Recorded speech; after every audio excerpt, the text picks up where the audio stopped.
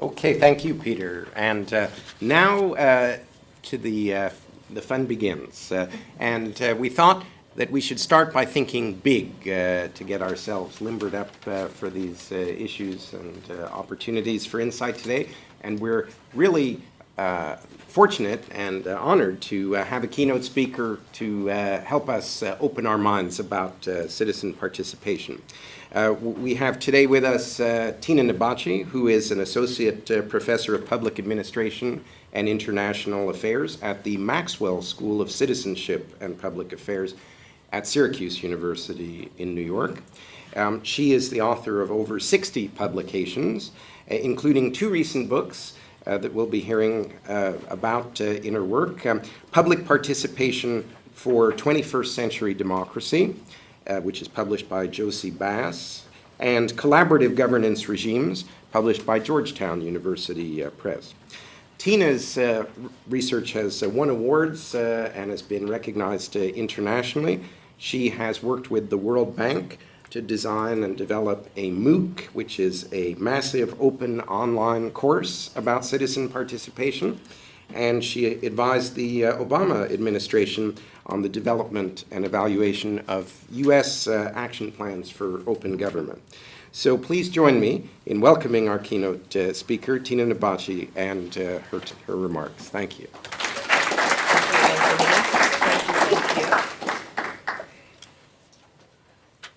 Thank you for that very kind introduction. I think I'll take you on the road with me, Anthony. That was great.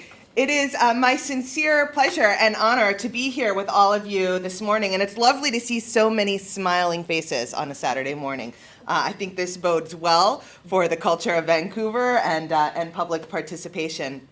So as Anthony said, I'm going to step a little bit away from the Citizen Advisory Commission, although I'll dive into that at the end, and talk more broadly about public participation and think about how we can revitalize our participation infrastructures in our community to really meet the needs of 21st century democracy, both from the citizen, the resident, the public perspective, but also from government and officials and decision makers' perspectives. And so my broader argument here is that we need to think about ways that we can connect all of the participation opportunities in our community to make participation work well. And you might think that I would start a talk off on participation by defining that term. Oh, and by the way, let me say that because this is a talk on public participation, I'm going to ask all of you to participate in it. Instead of starting out with a talk about or discussing participation, I actually want to talk about the curious case of the 21st century citizen. We are obviously, clearly, in a very, very different era. And when I talk to citizens around the world, residents of communities around the world, I find that they're more confident, but more frustrated, more connected, but more lonely than they have been before. We are public problem solvers. We can look at community after community in states and nations around the world, and we can find citizens banding together to solve public problems when government doesn't have the capacity or the will or the finances to do so, and even for problems that are not necessarily government-oriented. So whether it's citizens coming together to clean up a park or build a new playground, or coming together to raise money for bridges when government doesn't have the funds to repair those infrastructures, we see citizens banding together to solve public problems. But at the same time, citizens distrust the official public problem solvers. Poll after poll shows that people's trust in government from the national, federal levels to the subnational levels have been declining over time. And this is definitely a phenomenon in the United States, but I think it is also a phenomenon that we see in countries around the world. There's another paradox. We are increasingly civil in our private lives, right? In our interactions with each other on the streets, at our family dinner tables, in our connections to fellow residents of our communities, we no longer, in general, think that it's okay to use racial slurs or to be misogynistic or to put people down based on their sexuality. In fact, I took a picture of your sign for the bathrooms, Trans People Welcome, made me very happy. So So in our private lives, we are increasingly more tolerant and open. But boy, when it comes to a public meeting or a governmental meeting, all holds are off, right? So people are less civil in their public governmental lives. We are also more connected than ever before. How many of you have one of these? Yeah? Okay. How many of you have Facebook? Twitter? Instagram? Pinterest? LinkedIn? Snapchat? WhatsApp? Okay, what am I missing? I'm sure there are a million more. I only have like 2 of those things, by the way. So we are more connected than we ever have been. With a click of a button, I can talk to my colleagues, my family, my friends in Australia, in Iran, in Brazil and Argentina with almost no thought, right? And that, I remember the day where you had to call the operator, who would call the international operator, who would call the operator at the other place, who would call the local operator, and then finally you could get your family on the phone. We don't need that anymore. We are more connected than we ever have been before. But surveys show that citizens are also feel more lonely than they have before. They're more isolated. This is Robert Putnam wrote a famous book called Bowling Alone that said that people are no longer connected to their civil associations, to their communities, to their governments. And the CDC, the Centers for Disease Control in the United States, just released a report saying that loneliness is twice as deadly as obesity and as deadly as smoking. It's very, very interesting. Loneliness has all sorts of health problems. So citizens now, we are more educated. We have more educational opportunities, more access to information than we ever have before, but we're also very, very skeptical of things. We are very cynical about things. We have more capacity to solve problems, to engage, to do work, but we also have less time. How many of you feel like you have a lot of time to devote to fixing things? I see one hand in the room. So more educated, more skeptical, more capable, but with less time than ever before. And I love talking to citizens. And I ask people in communities all over, because I'm kind of obsessed with government. I think I'm one of the 3 people in the world that would say I love bureaucracy. I do. I love bureaucracy. And I say, well, what do you want? What do you want from your governments? What do you want? And they say 3 things, invariably. We want problem solving. We want government to fix our problems. We want civility. We want to be nice and courteous with each other. And we want to have a sense of community. So we have this very curious case. And let me ask you, what are the kinds of problems that you face here in Vancouver or in Seattle or in your communities around the world? What are your problems that you want government to fix? Housing. Housing and housing. Traffic. Traffic, is that what you said? Traffic and transportation? Climate change. Inequality. Violence against women. Inequality. Poverty. Noise? Noise. I hope I'm not contributing to that.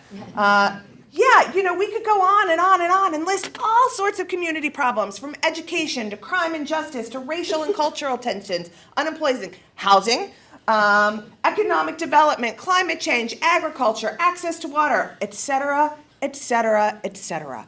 There are a lot of problems we have. And I want to I might have a premise that I want to give to you. And that is that public participation could help us to solve these problems, but our infrastructure for engaging the public is outdated. It is inefficient and it is generally weak. We need to update our local civic infrastructures for public participation to help better address these problems. Now, I am idealistic. I will confess that. Absolutely. I think we have to have a vision of where we want to go in our communities so we know if we're on the right path. But I am not naive. I know that this takes a lot of work, that it's hard, and that these things take time. I also don't think that public participation should be used for everything. I'm just getting my caveats out of the way right now. I don't think that we should use or that we can use public participation for everything. But when we choose to engage the public, we need to do that well. We need to do that in a way that is constructive and productive, both for the citizens and for the official decision makers. So when I say public participation infrastructures or civic infrastructures, I should define that term because it's a great academic term, but when I talk about it with the public or my parents, a little drool comes out of the corner of their mouth. They have no idea what I'm talking about. So when I say infrastructures, I'm talking about all of the laws, the processes, the institutions, and the associations that support regular opportunities, activities, and arenas so that people can come together, connect with one another, solve problems, make decisions, and be part of a community, right? It is the big connector of our civic lives in our communities. And why do we need to think about a participation infrastructure? It's not just because I am an idealistic woman. I actually look at research, and research shows us that communities who have regular opportunities for people to participate and solve problems have all sorts of incredible outcomes, from lower corruption to reduced inequality to a higher tax base and people being more willing to pay taxes.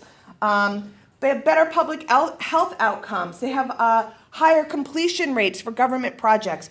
Elected officials who support good public participation are more likely to get reelected. So we know that when participation is used on a sustained and regular basis, it can lead to all sorts of great outcomes. So with that in mind, I want to step back and now kind of focus on public participation. A lot of people think public participation is one thing, and I say that it is absolutely not. Public participation is an umbrella term that refers to a wide variety of activities by which people's concerns, needs, and values can be incorporated into decisions and actions on public matters and issues. You'll notice that in this definition, the word government doesn't appear anywhere. And that's because not all participation has to be driven by government. We can have bottom-up, community-driven participation as well. But for today's context, I'll be talking about it more from a government perspective.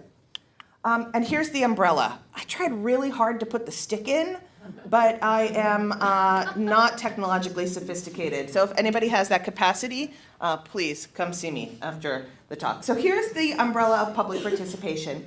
And you can see that there are two main forms, indirect participation and direct participation, with lots of little variations underneath. So indirect participation, we all know this. This is when the public selects a representative or an intermediary who makes a decision or who takes actions in problem solving for them. And the two main forms are voting and donating money, right? So we go to the ballot box, we elect our city council, our provincial leaders, our parliamentary leaders, and they go on and they make policy decisions on our behalf. They're supposed to be representing our interests.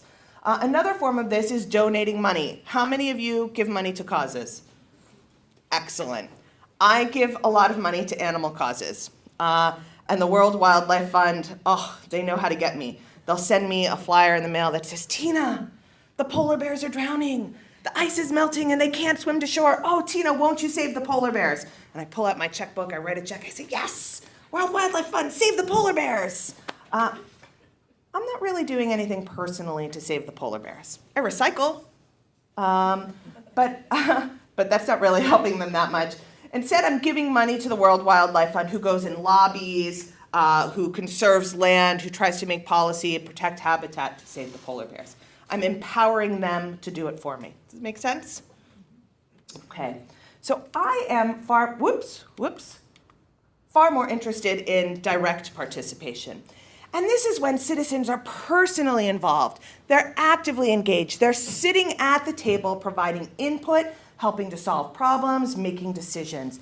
And there are three forms of direct participation. One I call conventional participation. Right? These are some pictures of conventional participation. I also like to call this 3 minutes at the mic. And you all know what this looks like. Usually there are decision makers, they're up on a dais and they have their name plaques in front of them. And citizens, and you at least have comfy chairs. Usually in the US it's those hard metal folding chairs. And you can see here that clearly, these are some pictures, right, that the decision makers love it in the upper left-hand corner. They're totally engaged. How many of you go to a public meeting, public hearings? How many of you love them? Yeah, not a single hand in the room. The decision makers don't like it. In the US, we see that often nobody shows up. Right? There was actually a recent study of community development block grants. This is a federal program that we give to communities to help do economic development and other development in communities. Do you want to know what the average participation rate is? Someone take a guess. 0. I know, right? The average participation rate at these community development block grant meetings is 0. So people don't come up to them. I took some pictures from your recent public hearing. You can see people really like it. And either nobody shows up or they show up when they're angry, right? When they have something they're concerned about. And this form of participation, this is the most common participation we do. Right? This is most public hearings, public meetings, advisory committees, and all of these similar mechanisms that were developed in the 1940s. Right? We're using a 20th century model of participation. And the common characteristics of these is that the agenda is preset by the officials. There's very little, if any, discussion outside of the agenda. In fact, in the United States, in Arizona and a couple of other states, if a citizen asks a question about an issue that's not on the agenda, and the public official responds, that public official can be arrested for violating the Sunshine Act. Right? And there's actually a logical reason. These processes were invented in the 1940s when they were trying to get decision-making out of those smoky rooms in the back where people had cigars and their glasses of scotch or bourbon. I don't really know what you would drink in a backroom decision-making. But they were trying to bring these decisions to the light, into the sunshine, so the public could see. And so this rule was created so that we couldn't slip things in and make decisions about them without giving the public notice. So it was created for a really good reason, but it doesn't fit today's world. So there's very little discussion outside of the agenda. There are these public comment segments, these 3 minutes at the mic. Either you sign up in advance or you wait in line. Now, tell me what happens if I come to a public meeting where there's an issue that I care about, and I have to wait in line, and I have to listen to Anthony say something that I disagree with. I probably agree with you, but we're going to pretend that I disagree with him. And then I have to listen to Peter, and then I have to listen to all of these other people, and I'm waiting in line, and I'm waiting in line, and I'm waiting in line, and I finally get to my mic. What's going to happen?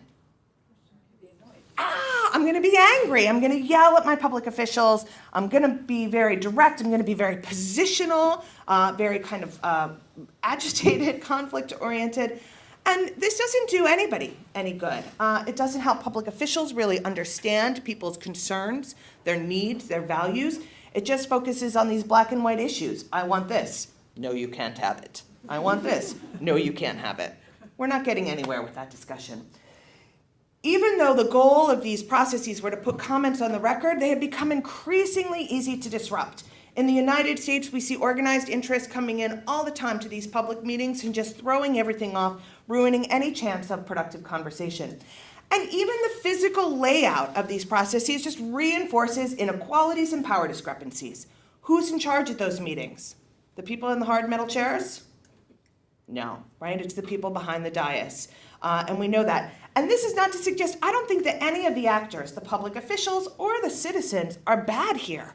I think that people are generally committed to pursuing the public good and pursuing the public interest. But we are using a process that fundamentally undermines that ability. So, how do we fix it? Because this is not good for public participation. We need to think about our public participation infrastructure. And I want to talk about 5 different ways that we can begin to rebuild the way we think about and do public participation. First, let's give good process. Let's treat citizens like adults. Let's understand different forms of participation, including thick and thin participation, how we can combine them.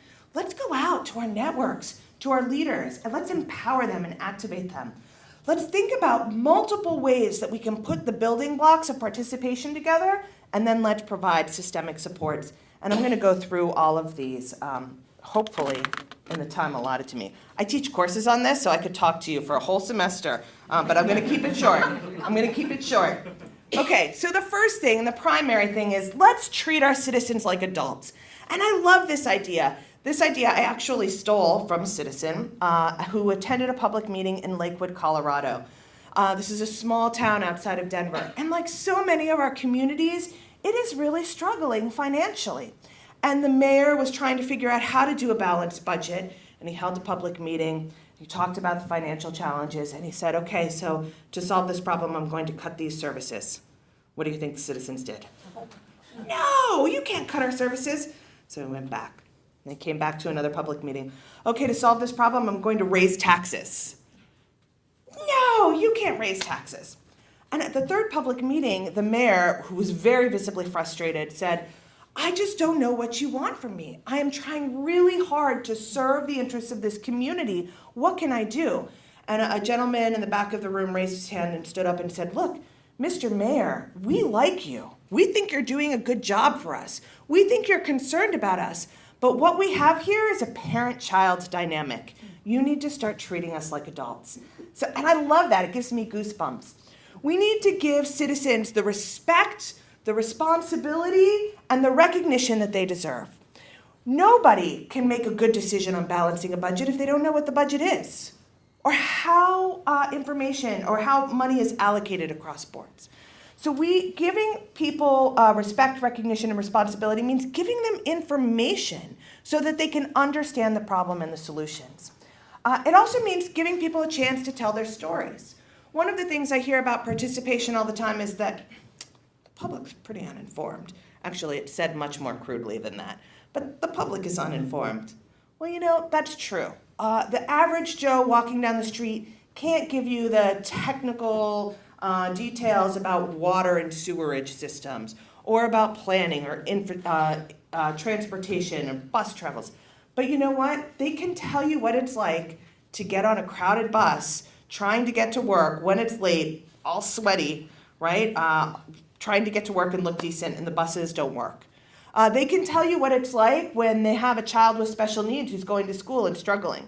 They can tell you what it's like when they see their community changing rapidly around them and they feel like they're left behind. So they may not have the technical expertise, but boy, they have some expertise that matters that we ought to be listening to. We also need to give people a sense of political legitimacy. I'm not going to come to a public meeting if I don't feel like what I say counts. If I wait for my turn at 3 minutes at a mic and the public officials are falling asleep at their podiums. So we need to give people a sense that their voice matters, that their voice counts. We need to give people opportunities to take action. Nobody likes to talk just for talk's sake, maybe academics. But people really want opportunities to do good and do more. And we need to create participation experiences that are enjoyable, that are easy, and that are convenient. So here's another form of participation. I like to call this thick participation because, well, actually, I'll let you, what do you see in common for all of those photos? Lots of people sitting in a circle, right? Instead of the one-on-one people waiting in line for their one opportunity, these thick participation processes are focused on dialogue and deliberation. And they can accommodate thousands of people, but everybody's working in a small group. And that means that everybody has an opportunity to contribute to the conversation.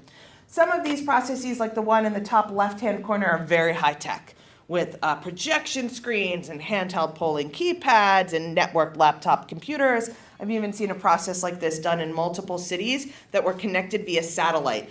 This happened in California, so San Francisco could see what was happening in Los Angeles, could see what was happening in Sacramento, and everybody was voting simultaneously. Issues were getting aggregated on the screen, coming back to the tables for discussion. Super, super cool process.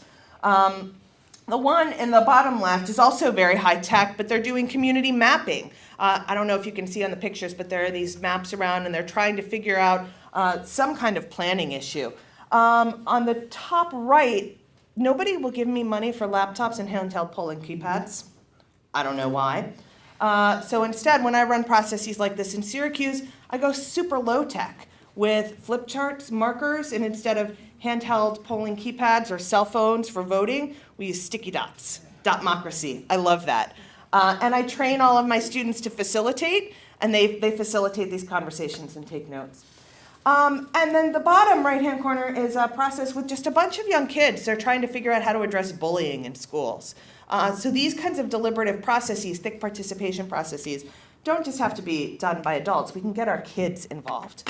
And so these processes are really focused on empowering groups, helping those groups to have good dialogue so that they can contribute to more effective problem solving. Some other key characteristics are proactive network recruitment. We're not just putting a flyer out or putting an ad in the newspaper. We're going to the communities. We are finding their leaders. We are connecting with them so that we can get a diverse critical mass at the table. We have small group discussions with impartial facilitators.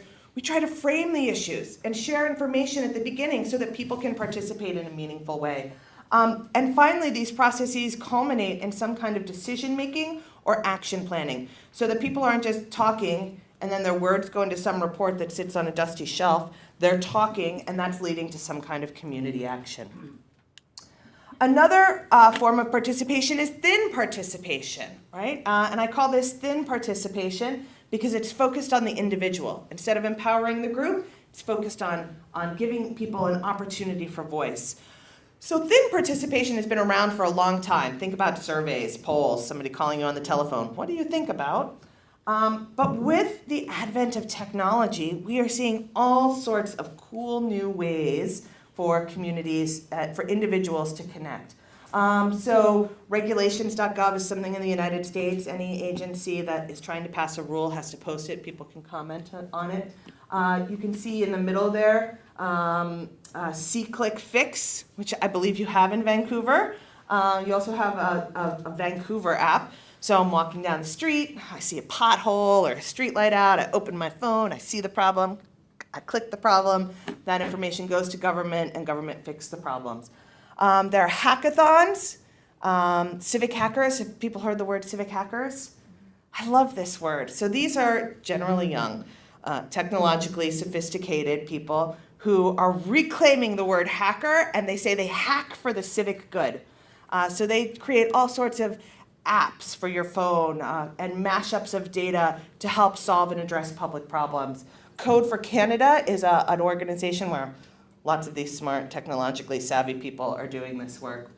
So there are all sorts of thin participation methods. On the bottom right is an example of an online petitioning platform. It was created as part of the United States National Action Plan for Open Government, We the People. At the break, I'll tell you about 3 of my favorite petitions. They involve Piers Morgan, Justin Bieber, and the Death Star. So good. I could tell you about them, but I think I would run out of time. So at the break, I'll be happy to answer that. So unlike thick participation, which is focused on the group, thin participation is focused on the individual, and it helps the individual contribute in a very fast, easy, convenient way to problem solving by affiliating with a cause. Click, I like it. Or now I can dislike things too. We can rank ideas. We can report discrete data on public problems to government, potholes, streetlights out. We can play serious games. I don't just mean Candy Crush, to which I am slightly addicted, but serious games where people learn about community problems and through the process of playing the game, come up with solutions to those issues. And what I love about thin participation is that it changes the way we think about community. So what is this? It's a map of the world. And we typically think of our communities this way. This is our national boundary. This is our state boundary. This is our city boundary. But thin participation makes our world look like this. So this is a map of online communities. It's from 2010. It's a little bit dated now. And you can see Facebook up at the top, QQ at the bottom right. That's Chinese Facebook. All this, you should Google this and look at it. There's the Sea of Opinions. I think there's the Bay of Embarrassing Family Photos in there.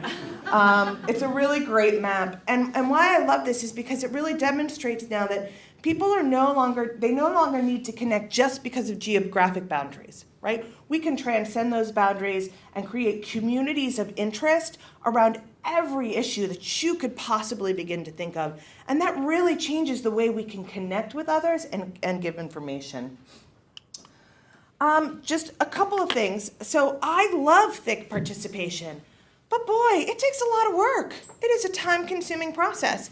And I love thin participation, but if my only opportunity to give voice is to report a pothole, I'm going to be a little bit grumpy. Right? So we need to think of ways that we can combine these processes. And here are just a couple of quick examples. One is Text, Talk, Act.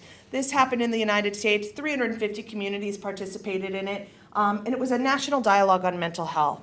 And so what happened with this is that I would bring a group of my friends together, and We would come sit in my living room. We would text start on our cell phones, and then we would get a question to discuss.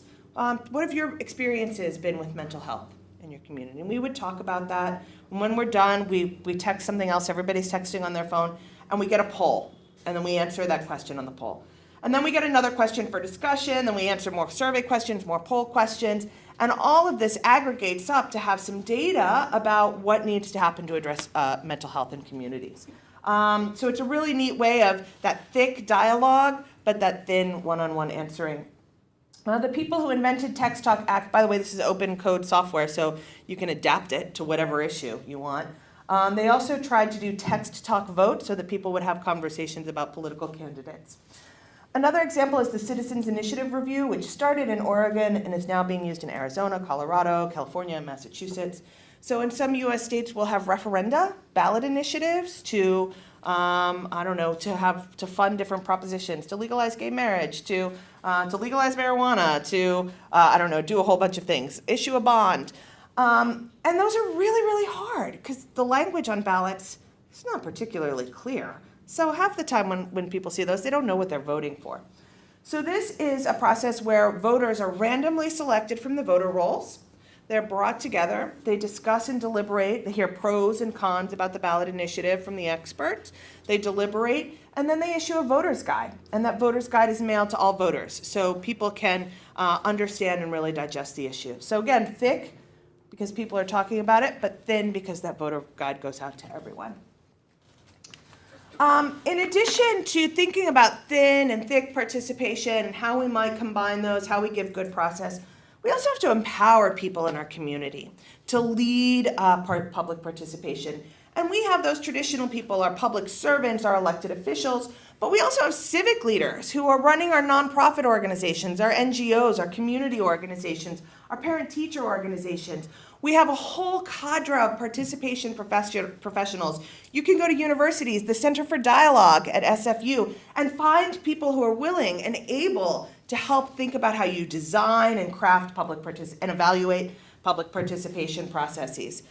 We also have every community, no matter how rich, how poor, how homogenous, diverse, how big, how small, also has networks, schools, colleges, businesses, homeowner and neighborhood associations, social service agencies, community and youth groups, all of those networks that we can begin to start tapping into to get people involved. I was talking at dinner last night, and we talked about how the Planning Commission may have to go out and do all of this recruitment to get people to participate. While you're doing that, so's the school board, right? They're going out and they're trying to recruit. And so's the neighborhood association, and so's the community health organization. Well, what if all of those organizations started coming together to build an infrastructure where we were creating rosters that made recruitment easier? Let's not reinvent the wheel every time. Let's collaborate to get people together. So beyond those networks and activating those people, we have to think about all the different ways for participation to happen. Participation has to serve multiple purposes in our community, and we can't just focus on one. We have to think about building blocks. We have to think about knitting these things together. And there are 6 building blocks that I want to talk with you about, and I'll give quickly some of my favorite community examples from these. The first building block, and probably the most basic building block, is disseminating information. The good news is, it is now easier than ever before to push information out to the public through texting systems, social media, websites, traditional media. Technology has made this easier than ever before, but it's also meant that consumers and citizens are bombarded with constant streams of information. So let's coordinate that and think about getting information out in ways that are easy for people to digest. In addition to pushing out information, we also want to pull information in from the public. We want to gather some public data, some input, because citizens have a lot of information that they can provide. And there are lots of ways to do this. Thin opportunities like surveys and polls, apps, to more thick opportunities like focus groups and deliberative meetings, e-petitions, wikis. One of my favorite examples uses geotechnologies. So the city of Louisville has a very severe problem with COPD, chronic obstructive pulmonary disorder, and asthma. It has some of the highest rates of breathing disorders in the country. And this has tremendous financial costs for the city. So the city decided to partner with the health system and a technology firm. And doctors were asked to recruit patients, and all the patients were given inhalers with geolocating technology. So every time a patient inhaled on their inhaler, it marked the time, the location of where that happened. And that personalized information was shared with a doctor so that the doctor and the patient could talk about, oh, well, it seems like you have most breathing disorders in the afternoon when it's hot, so let's do whatever. They would give kind of private, personal advice to patients for healthcare. But all of that information was also disaggregated and shared with the city, and then they were able to have maps that showed where the breathing problems were heaviest and what time of day, and they were able to see some patterns and trends. And as probably not surprisingly, most of the use of these inhalers would happen in industrial areas or areas with few green spaces, poorer communities that didn't have a lot of green space. And so the city was able to change some of its budgetary lines to allocate money to building parks and green space. They also found that particularly in the poor neighborhoods, people were having these breathing challenges, not just outside, but also inside. So the housing inspectors started going around and inspecting both public housing, social housing, but also private housing that people were renting. And they found all sorts of housing violations, code violations. And the city was able to go after those landlords and slumlords because there were rats and mice and roaches, and the waste from those animals creates breathing problems. So they were able to go after all these code violations and really repair some of the housing, which I just think is a super cool project. Also, I want to suggest that when we are gathering information from people, we need to think about the civic upsell. So when you go to a restaurant and you order a glass of wine, how often does the waiter or the waitress try to convince you to buy the bottle of wine? Pretty often, right? And how many of you have worked in the restaurant industry? I have. It's the first thing you learn on day one of training, right? Do the upsell. Tell them to save room for dessert. Upsell them from this burger to the burger that costs a little bit more. Move from the glass of wine to the bottle. And that's because if we raise the base of the bill, our tip gets bigger. Well, let's think about the upsell in our communities. Let's think about the civic upsell. And Abi Namani writes about this and really brilliantly. And he suggests that if somebody is willing to come to a planning commission meeting, might they also be willing to go to an education meeting? If somebody is willing to take the time to see, click, fix on the phone, might they also be interested in coming to a design charrette where they can really participate in planning? So he suggests that we need to be upselling citizens and connecting all of these participation opportunities so that people aren't just focused in one area, but they start to see the community as a whole. I would take this even further to those of you who are in government and doing this work and saying, if you're trying to address planning, you also need to be thinking about education, because people don't just move to a space because the building is awesome. They want to know about the schools, right? They want to know about transportation and how they move around the city. So what we have historically had in government are silos: planning, education, parks and rec. But we need to be starting to connect all of these and doing the civic upsell for our citizens. A third building block is discussing and connecting. The social aspects of participation are incredibly important for our communities. They help build tolerance, they help build an acceptance of diversity. They're critical to building those longer-term relationships that will help us sustain participation over time. And there are lots of ways to do this, from creating wired, welcoming spaces where you can hold large gatherings of people. In Syracuse, I can't tell you how challenging it is for me to find a space that will hold 300 people at round tables of 10, where there's Wi-Fi that I can actually afford, that I don't have to pay $2,500 for. So if our cities have these wired welcoming spaces, and school cafeterias are a great place to start with that, we can use those to bring people together to discuss and connect. Fairs, festivals, celebration, text-enabled dialogues like Text Talk Act or Text Talk Vote, where people have opportunities to come together. One of my favorite examples of this is from a small town in West Virginia where there was a group of citizens that decided they needed to start addressing some community aesthetics issues around revitalizing their little downtown area and cleaning it up. And so they decided that on every Thursday they would meet at the diner. And this group started with 5 people, and they were there every Thursday, and people started to see the pattern, and then more people came and joined. And this thing over time grew so that now it is a regular event. And the mayor saw that it was happening, and he thought, oh, I gotta go. And the police chief saw that it was happening, and he thought, I gotta go. And all sorts of people, the school board, they all started coming to this. So every Thursday, the diner has its tables, and they have little table tents. Here's where you go if you're interested in this issue. Go here if you're interested in this issue. And every Thursday, it's remarkable to me, people come to talk about their community. And it's not always the same people. There are some that come every week, but it's now a known thing in their community where people can really talk about issues. Citizens want opportunities to make decisions that affect their day-to-day lives. And so we need to enable small-scale decision-making at the individual, the group, the neighborhood level. And there are lots of ways to do this, from more participatory public meetings to online tools, neighborhood associations and councils, homeowner associations. One of my favorite examples of this is around school assessment.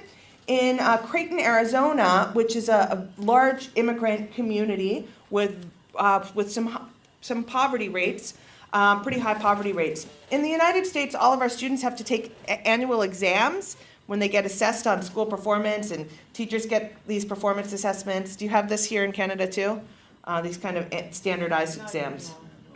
Not annual, but they do them. Okay, so it's annual in most communities in the United States. And parents will get sent home some card with some table and these numbers on it, and parents were looking at this and you don't understand what it is, and then nobody was coming to these meetings. So the school changed the way they do all of this. They would have a public meeting, or not an interactive kind of public meeting where the parents could come, and teachers would explain to them, here's what this card means, right? Here's how you can understand what we're assessing, and this is for the kind of aggregate school level data. They'd explain it, and then they'd have one-on-one meetings with teachers where they would go through and explain where their children were. So it was changing that parent-teacher conference, and in really exciting, engaging ways. In addition to thinking about those day-to-day decisions, citizens also want to influence policy decision. And this means that we need to integrate participation into the regular functioning of government so that we can make decisions that affect our communities, our cities, our regions, our states, our provinces, and our national or federal government. And there are all sorts of different ways to do this, including the work of advisory boards and councils, which I'll come to in just a moment. There are policy conferences where you can randomly select citizens to come together to dialogue about a particular policy choice, and you can get a sense of what an informed citizen would think about. So public participation doesn't always have to be outreaching to everybody, but it can be randomly selecting to remove some of those biases. And then finally, let's face it, let's just be really honest. Government cannot solve all problems. It doesn't have the resources to. And so many of our problems require change on an individual level. It requires people to have behavioral or attitudinal changes in their day-to-day lives. So we also have to think about how we build into our participation infrastructures opportunity for people to give sweat equity, time, and energy to solving public problems. And fortunately, there are a number of different ways that people can do that, from mini-grant programs and volunteer coordination to all sorts of apps and tools for project management. So if you're trying to put building blocks together, like you're trying to build a brick wall, you can't just stack the bricks on top of each other. You also need to provide the cement that holds those bricks together. And those are the systemic supports. So we need to provide incentives for our participation leaders. How many of you work in government? And as part of your work, are you obligated, or for a citizen advisory board, are you obligated to do participation? Sort of. How many of you really love doing that? Oh, yay! That's a good answer. When I talk to a lot of public leaders or public servants, they say, I really want to do participation. I see the benefits of it, but God, I hate doing it. They just don't like it because it is hard work. It is emotionally draining. It is physically draining. And for all the time and effort that they put into doing participation, they're not getting other work done. So we need to give incentives for people to do this. We need to give training and skill development. I talk to a lot of people who say, gosh, I'd really love to do that thick participation stuff, but I don't even know where to begin. I don't know what it means to facilitate or to moderate, or how do you think about designing public participation? So training and skill development matter a lot. Financial resources. And this is the one when I talk to public leaders, they're always like, oh, Nabacci, no, we're not giving you any more money for this. And my answer to them is, look, we already spend a great deal of money, time, human resources, political capital doing participation. Let's just use those resources better. I'm not asking for whole new budgetary lines. I'm just asking to change the way we think about these things and give them the support they need, the technological, the human resources they also need. Policies and procedures also need to be put in place. In the United States, most of the laws governing public participation are over 60 years old. I mean, this is way before any kind of technology to help and pull people together. And those rules and those laws are really, there are 20th century rules that no longer operate in a 21st century world. And then finally, as a nerdy academic, I would say to all of you, please evaluate your work. And if you don't want to evaluate your work, call me and I'll evaluate it for you. Because I love the data, and we need to know what works, where, when, why, and how. So just a couple of other thoughts. We need to be thinking about how we connect all of these pieces, from process to thick and thin participation, the building blocks, the systemic supports. And there are a lot of kind of universal pieces that communities can look at right away. I realize that doing all of this takes time, and I can give some tips for how you might do a community assessment to figure out what's working well, how we might think about designing those participation infrastructures. In the meantime, hyperlocal, and local online networks, these are some of the fastest growing forms of participation out there. The buildings, the physical hubs for participation, youth councils. Let's start getting kids involved, young adults involved. They are not just the future. They are also today. And they have a lot to say about things, and there are ways that we can get them more engaged and begin to sustain that culture of participation, that civic culture. And then finally, participatory commissions or advisory boards. These are boards that can help to advise on the design, the implementation, the evaluation of participation tactics, but they can also do a lot to help think about embedding participation in our communities. And I know that since today we're talking about citizen advisory boards, so just a couple of quick comments on how we might think about those. I don't know, it doesn't seem like this is the case here in Vancouver, and I'm sure probably not in Seattle, but most citizen advisory boards are picked of blue ribbon citizens, right? Anthony, you're my friend, you agree with me? Come, I appoint you to this board. Peter, I don't know, right? You're not gonna be on my board. So we tend to pick and choose the people we want on these boards, and we really need to make sure that these commissions reflect the full diversity of our community. We need to establish clear expectations about their roles and authorities. So how much advising does the advisory body do? Where are the boundaries of their advice? To what extent are governments going to listen to what they have to say? We also need to be thinking about how we use these advisory boards to engage citizens directly, not just indirectly by representing their interests. What can these advisory commissions do to go out and get to the people where they are at? We need to think about how these commissions can use the full interactive capacity of online tools. We need to think about evaluation and measurement in their work also. And we should also be training advisory commissions in good group process techniques. And there are resources all around. I mean, go to any university and you can find some training on this kind of stuff. And then I would say for our government officials, let's also think about how we revamp the public meeting, right? I don't think that every community is going to go out and build these thick participation processes or start using these thin processes. And doing so, regardless, takes time. So in the meantime, let's change the way we think about the public meeting. Let's adopt small group formats for at least some of these issues. Let's hold meetings in other places than City Hall. Because while City Halls are wonderful spaces in the community, they also project some power and authority that is not comfortable for everybody in the community. Televise meetings if you can. There's public broadcasting. We can allow for online participation or participation by telephone. Change the room layout. Have people sit in groups. Have them sit in small circles. Use a moderator.